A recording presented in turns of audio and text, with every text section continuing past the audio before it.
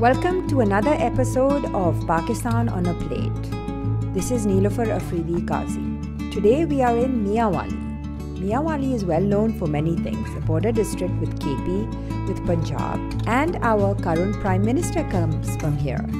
Today we will be learning how to make Dhodi ka halwa, a speciality of the area now made from semolina, but once upon a time it was made from wheat.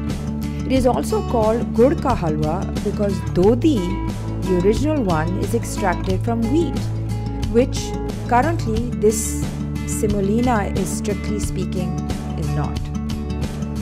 Shaida Rahman, a teacher in the local trust school, has kindly agreed to show me how to make Dhodi ka halwa.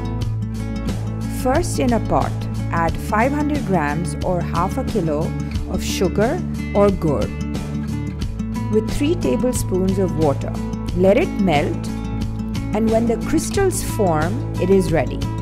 Add 500 grams of oil, vegetable oil, or traditionally they use clarified butter, and melt it. Add 2 kilos of semolina, which has been pre-soaked in water. Remove the water and add this mixture into the pot.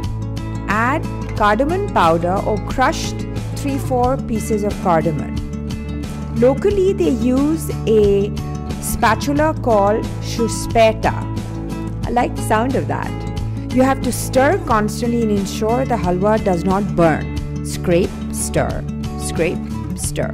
The Dhodi ka halwa needs constant care and love.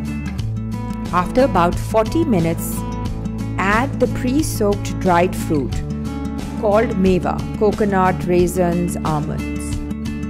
The trick is to see the color change and ensure there's enough moisture in the halwa.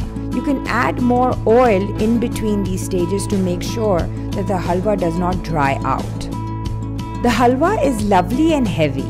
I was fascinated by the local culinary delight. Enjoy! Until next time, Khuda Hafiz!